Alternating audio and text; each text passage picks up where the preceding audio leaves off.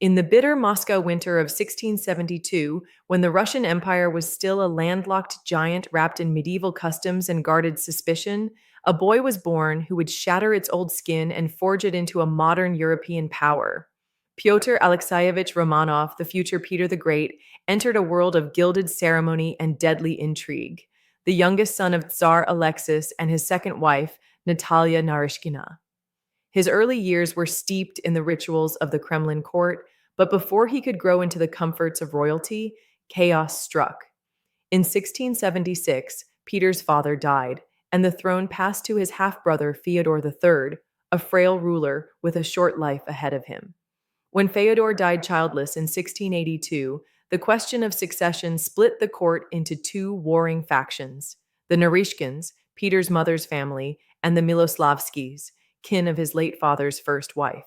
The Moscow Streltsy, elite musketeers of the Tsar's guard, rose in bloody revolt, murdering Peter's relatives in front of his terrified eyes and placing his older half-sister Sophia on the throne as regent. Peter, only 10, and his mother were banished from the Kremlin to the quiet village of Preobrazhenskoye, but exile would shape him far more than palace life ever could. Away from the suffocating etiquette of Moscow's court, Peter roamed the countryside with boundless curiosity, building mock fortresses, drilling boyhood companions into makeshift regiments, and absorbing the skills of foreign craftsmen in the nearby German quarter, where Dutch, English, and German settlers lived beyond the reach of Russian orthodoxy. It was here that Peter's obsession with the sea took root.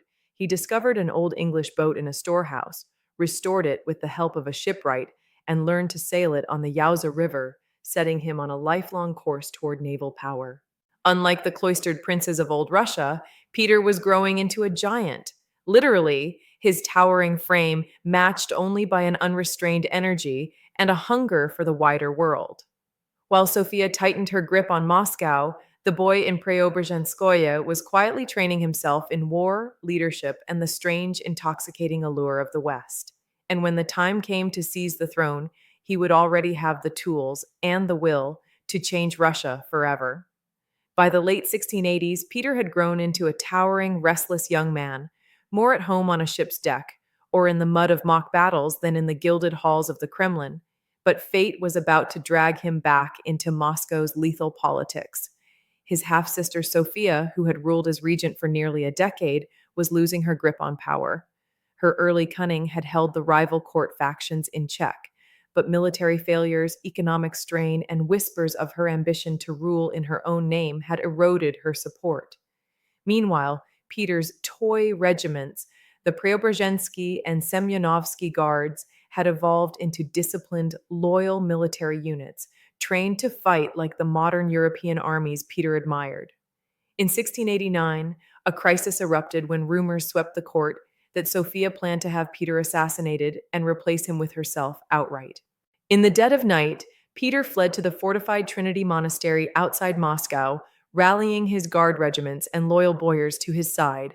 The balance shifted quickly. The Streltsy, once Sophia's weapon, were now divided, and without their full support, her position collapsed. Peter's mother, Natalia, emerged from political shadow to negotiate Sophia's removal. The regent was forced into the Novodevichy convent, stripped of her power but not of her life. Peter was not yet the merciless ruler he would become.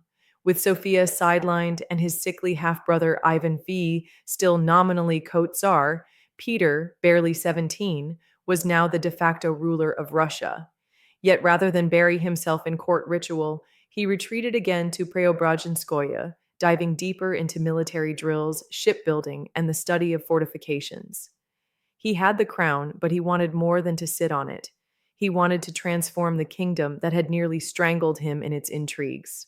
He would return to Moscow not as a youth avoiding politics, but as a monarch with a mission.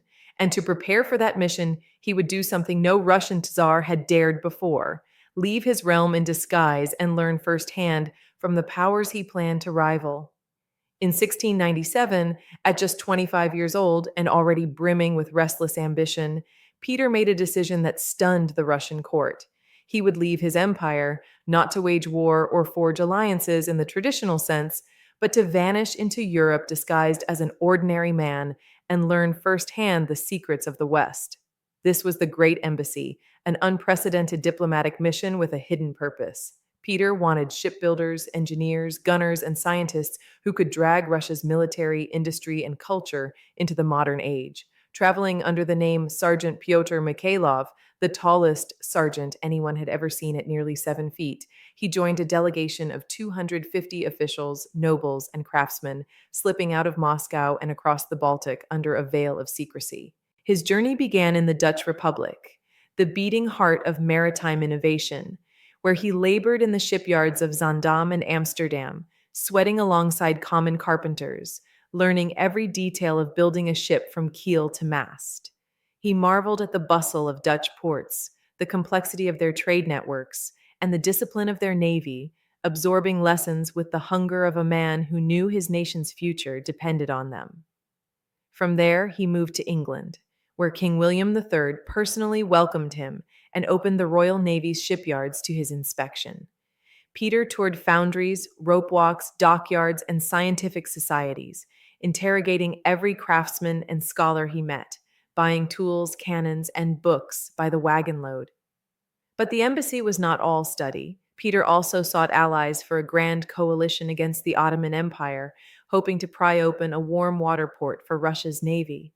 His plans, however, were abruptly cut short when news reached him that the Streltsy regiments back home had risen in open revolt. Without hesitation, Peter abandoned his travels and raced back to Russia, the knowledge he had gathered burning in his mind, and a storm of vengeance in his heart for those who had dared threaten his authority in his absence. He returned not just as a czar, but as a man transformed, carrying with him the blueprints for a new Russia and a readiness to crush any obstacle that stood in his way. When Peter returned to Russia in 1698, the air in Moscow was thick with tension and the stench of betrayal.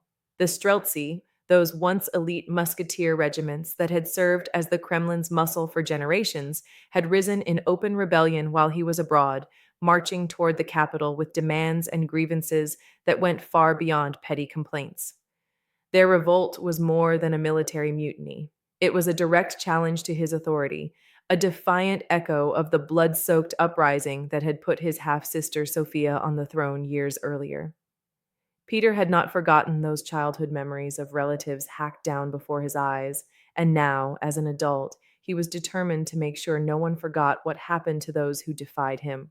Racing from Archangel to Moscow, he rallied loyal troops, surrounded the Streltsy encampments, and crushed the revolt without mercy. But the real terror came after the fighting was done. Hundreds of captured Streltsy were dragged before makeshift tribunals, interrogated under torture, and sentenced to gruesome deaths. Gallows rose like forests outside the city walls, and the executioners worked for days. Peter, tall and grim, did not merely watch. He took up the axe himself, personally beheading some of the ringleaders, a chilling message that the Tsar's power was not just ceremonial. Sophia, still cloistered in the Novodevichy convent, was publicly implicated as the Streltsy's inspiration. Her chambers were searched, her influence stripped away entirely, and her remaining allies executed. By the time the executions ended, the Streltsy as a political force were finished, and the city was left in stunned silence. It was a turning point in Peter's reign. No longer a young ruler playing at reform, he was now an autocrat in full control, willing to spill rivers of blood to secure his vision. And that vision was only growing, because beyond Russia's borders, the Baltic Sea glimmered like a promise, and in Peter's mind, it was already his. By the dawn of the 18th century, Peter's gaze had fixed firmly on the Baltic Sea, that glittering gateway to the west that Russia had long been denied. Sweden, under its young warrior king Charles XII, dominated the Baltic coast, holding the ports and fortresses Peter needed for his navy and his vision of a modern empire. But Peter was no longer the wide-eyed boy from Preobrazhenskoye. He was now a ruler who had rebuilt his army, imported foreign officers, and forged a navy from scratch. In 1700, he joined a coalition with Denmark, Norway, and Saxony, Poland to crush Sweden and claim his window to the west. The plan seemed sound. Attack from multiple fronts, overwhelm the Swedes before their young king could react. But Charles XII, only 18, struck like lightning, smashing Denmark first, then wheeling east to deliver a humiliating blow to Peter at the fortress of Narva. There, A blizzard howled across the battlefield as the Swedish army, outnumbered 4-1, charged through the snow and tore the Russian lines apart. Thousands of Peter's soldiers fell, their inexperience laid bare, and the victory cemented Charles's reputation as a military prodigy. For Peter, the defeat was a bitter shock, but it did not break him. Instead, he withdrew from the war's front lines for a time, drilling his troops relentlessly, importing more foreign expertise, modernizing weapons, and building ships at a pace that defied reason. While Charles pursued campaigns in Poland and Saxony, Peter quietly rebuilt an army that was no longer a ragtag collection of recruits, but a disciplined professional force. He seized key Swedish outposts along the Neva River, laying the foundation for a new city that would one day be Russia's pride. The setback at Narva had lit a fire in him, and when he returned to face Charles XII again, it would be with an army ready to turn humiliation into triumph. The Great Northern War was only beginning, and Peter was prepared to fight it for as long as it took years, even decades, to carve Russia's place among the great powers of Europe. By the summer of 1709, nearly a decade into the Great Northern War, the long, grinding struggle between Peter's Russia and Charles X's Sweden had reached a boiling point. For years, the young Swedish king had seemed untouchable, carving through Europe with the precision and speed of a seasoned conqueror. But Peter had turned each setback into an opportunity to reshape his forces, harden his command, and prepare for the moment he could strike back. That moment came at Poltava, a small Ukrainian town whose fortress the Swedes besieged in hopes of breaking Russia's hold on the region. Charles XII, already wounded in the foot before the battle, commanded his army from a stretcher, while Peter stood tall among his troops, exuding the confidence of a man who had remade his country's military from the ground up. At dawn on June 27th, the Swedish army advanced, leaner than in its glory days, weakened by months of attrition and the bitter Russian winter, but still dangerous. Peter had fortified the approach to Poltava with a series of redoubts, earthwork fortifications that would bleed the Swedes of momentum and men before they could even touch the main Russian line. Wave after wave of blue-coated infantry surged forward, only to be met by disciplined musket fire, roaring cannon, and the cold steel of Russian bayonets. The Swedes broke through some redoubts, but coordination faltered, their cavalry clashing against Russian horsemen, while infantry tried to reorganize under withering fire. Then Peter gave the order for his own main assault. The Russian line surged forward with disciplined precision, driving the exhausted Swedes back until the entire formation crumbled. By midday, the Swedish army was in full retreat, and Charles XII's dream of dominating the Baltic was shattered beyond repair. The victory at Poltava was more than a military triumph. It was the moment Russia stepped fully onto the stage as a European great power. Peter celebrated not with reckless indulgence, but with cold purpose, knowing the war was not yet over, but that the balance of power had shifted forever. From the swamps and forests of the Baltic to the halls of European courts, everyone now understood that Russia, once dismissed as a backward giant, had risen, and that its czar was a man who could not be ignored. In the wake of Poltava, Peter's dream of a window to the west was no longer just a strategic vision. It became a physical obsession. On the marshy delta where the Neva River met the Gulf of Finland, in a land wrested from Sweden at enormous cost, he chose to plant the seed of a new capital. It was 1703, and the site was nothing but swampland and mosquito-infested marshes, a place where the damp air clung to the skin and the ground sucked at the boots of any who dared cross it. Most saw it as uninhabitable. Peter saw it as destiny. He envisioned a city that would face Europe, not Asia, a bold statement that Russia was no longer a cloistered backward giant, but a rising European power. The work began immediately, and it was brutal. Tens of thousands of laborers, many of them conscripted peasants, were driven to the site, digging canals, laying foundations, and building fortifications under the lash of overseers in freezing winters and sweltering summers. Disease, hunger, and exhaustion cut down workers by the thousands. The Neva's waters became a grave for countless unmarked dead. But Peter was relentless. He worked alongside the men when it suited him, showing off his own skills as a carpenter, but he never slowed the pace. He summoned architects and engineers from Italy, France, and Germany, blending their styles into a city unlike any in Russia. Palaces rose along planned avenues, canals mirrored those of Amsterdam, and the Peter and Paul fortress anchored the heart of the settlement.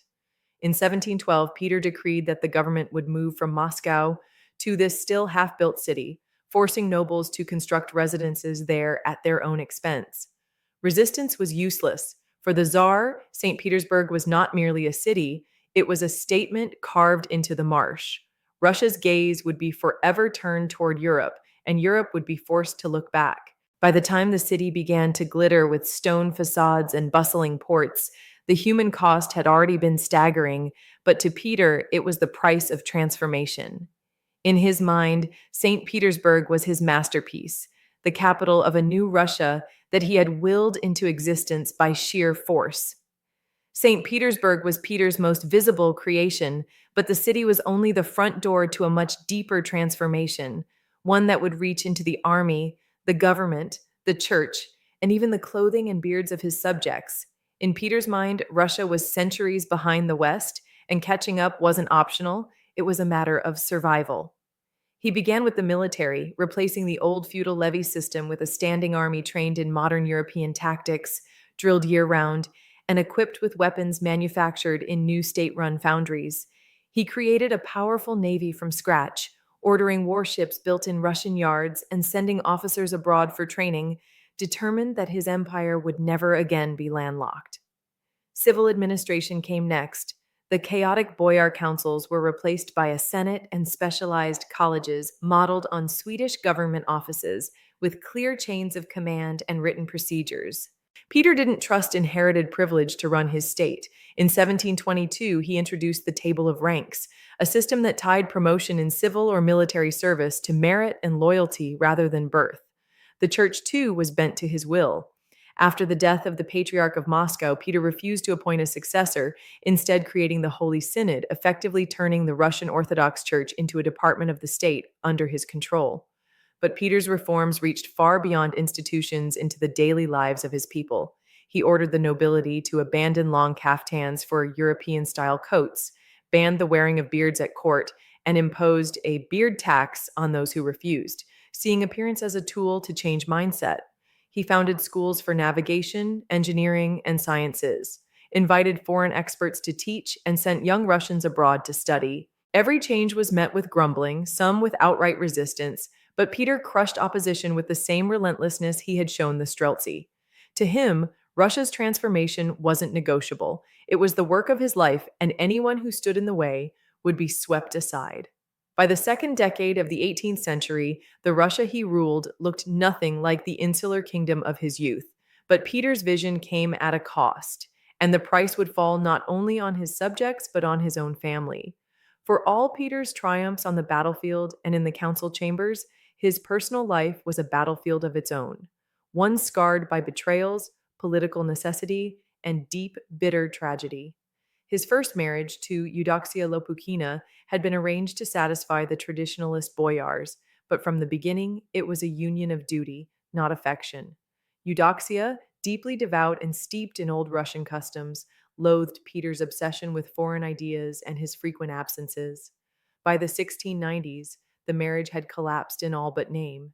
In 1698, amid the chaos of the Streltsy revolt, Peter seized the opportunity to force her into a convent, freeing himself to live as he pleased. In her place, a new presence began to shape his life. Marta Skavronska, a Lithuanian peasant woman who had risen from obscurity to become his confidant, companion, and eventually his second wife under the name Catherine. Catherine was everything Eudoxia was not: pragmatic, adaptable, and utterly loyal to Peter, enduring the roughness of his campaigns and sharing his vision for the empire. But even as his personal life stabilized with Catherine, a deeper, darker drama unfolded around his only son by Eudoxia, Alexei. Raised away from Peter, under the influence of conservative courtiers and clergy who despised the Tsar's reforms, Alexei grew into a young man who saw his father's vision as a betrayal of Russia's traditions. Their relationship was tense, and Peter's demands that his heir embrace the new, militarized, westernized Russia, only widened the gulf between them. In 1716, Alexei fled abroad, seeking refuge in Vienna under the protection of the Habsburgs, a direct and public humiliation for the Tsar. Peter's wrath was swift. Through diplomatic pressure and promises of clemency, he lured Alexei back to Russia, only to have him arrested, interrogated, and accused of treason. The trial was a foregone conclusion, and before the sentence could even be carried out, Alexei died in prison in 1718, under circumstances that left little doubt he had been tortured to death with his father's knowledge, if not his direct order. It was the most personal of Peter's many acts of ruthlessness, the elimination of his own bloodline to protect the empire he was building. To Peter, it was a necessary sacrifice, but to his court and the people, it was a chilling reminder that his will stood above every bond, even that between father and son. Even in his later years, when most rulers would have been content to consolidate their gains, Peter's energy was relentless, his mind fixed on expanding Russia's power to every edge of its reach.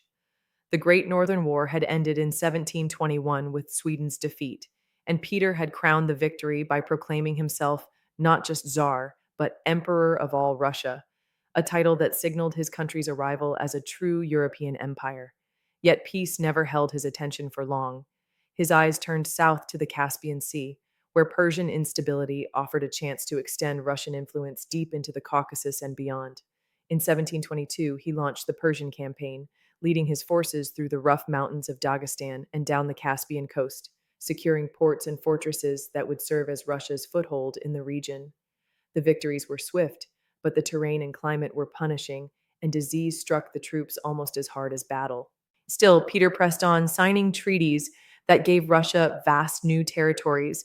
At home, he continued to legislate, to reform, and to impose his will, refining the table of ranks, reorganizing provincial administration, and overseeing the continued construction and embellishment of St. Petersburg. His health, however, began to falter. Decades of physical exertion, hard drinking, and the brutal northern climate had worn him down. The turning point came in late 1724 when Peter waded into icy waters to help rescue stranded sailors near Lachta, an act of personal bravery entirely in character, but one that left him shivering with a fever he never truly shook. Through the winter, he worked on state business from his sickbed, dictating decrees and meeting with ministers, but his body was failing. In January 1725, at only 52 years old, the man who had dragged Russia into the modern age finally succumbed to his illness. He left no clear heir. His son Alexei was dead by his own order, and succession laws had been rewritten to allow the monarch to choose an heir, yet Peter had named none. Into this vacuum stepped his wife, Catherine, who became Russia's first empress, holding the throne he had reforged with blood, sweat, and unrelenting will. Peter's death closed one of the most transformative reigns in European history, but his shadow remained over Russia. The new navy riding at anchor in the Baltic, the stone palaces of St. Petersburg gleaming in the cold light, the restructured army ready to march at a moment's notice. His empire had been bent to his vision, and even in death, the momentum he had set in motion would carry Russia forward, for better or worse, for generations to come. When Peter the Great died in 1725, Russia stood taller than it ever had before. Its armies victorious, its navy anchored proudly in the Baltic, its capital gleaming on the banks of the Neva. But beneath the grandeur, the empire trembled. For all his brilliance as a builder of states, Peter had left no clear heir. The laws he had passed gave the monarch the right to name a successor, yet he had never exercised it, and the sudden vacuum at the top invited a dangerous scramble. Into this uncertainty stepped Catherine I, Peter's second wife and steadfast partner in both love and politics, backed by the powerful guards regiments and by key members of the court who had risen under Peter's reforms. Her elevation to the throne, the first time a woman ruled as Empress of Russia, shocked traditionalists and foreign observers alike, but it was less the start of a stable new era than a temporary holding pattern in a storm. Catherine continued some of Peter's policies, leaning on his trusted advisors like Alexander Menshikov, but her reign was short, and her authority rested more on the loyalty of the military than on the entrenched structures of state. The nobility, resentful of Peter's centralization of power and the constant demands of his modernization, saw his death as an opening to reclaim influence. Factions formed behind rival claimants, some supporting Peter's grandson, others the old boyar families, and the delicate balance between reformers and reactionaries began to fray. Foreign powers, too, tested the edges of Russia's new strength, probing for weaknesses in its young institutions. The very machinery Peter had built to modernize his empire now became the prize in a game of palace intrigue, with courtiers scheming to control the throne by controlling whoever sat upon it. For all the grandeur of his reign, the years immediately after Peter's death revealed a truth he had not solved: that an empire forged in the will of one man could be thrown into chaos the moment that will was gone. The question now was whether the Russia he had remade could survive without the force of his presence, or whether the tide of old traditions and rival ambitions would wash away his legacy. Peter the Great's death in 1725 left behind more than an empty throne. It left behind a transformed nation, one that could never again return to the insular, semi medieval state he had inherited as a boy. He had dragged Russia, often violently, into the mainstream of European politics, securing its place as a great power with a navy on the Baltic, fortified ports on the Caspian, and an army feared across the continent. His reforms had ripped up centuries of tradition, replacing them with institutions, laws, and a vision of governance rooted in efficiency, merit, and central authority, yet all bent toward the singular will of the ruler. His new capital, St. Petersburg, stood as a physical embodiment of his ambition, a city built where no city should stand, a monument to human willpower and the belief that Russia could look outward, not just inward. Culturally, Peter had forever altered the identity of the Russian elite, forcing them into European dress, manners, and education, creating a class of nobles who could dine with French diplomats and command ships in English. Economically, he had opened trade routes, encouraged industry, and pushed his empire towards self sufficiency in arms and shipbuilding. But his legacy was also steeped in blood: the thousands of laborers who died in the swamps of the Neva, the Streltsy who swung from gallows, the son he had driven to a tortured death. To some, Peter was a visionary modernizer; to others, a tyrant who broke his people on the wheel of his ambition. The empire he left was stronger, richer, and more respected than ever before, yet it was also dangerously dependent on the authority of a single autocrat. Without him, Russia risked slipping into the same factional chaos that had nearly consumed it before his reign.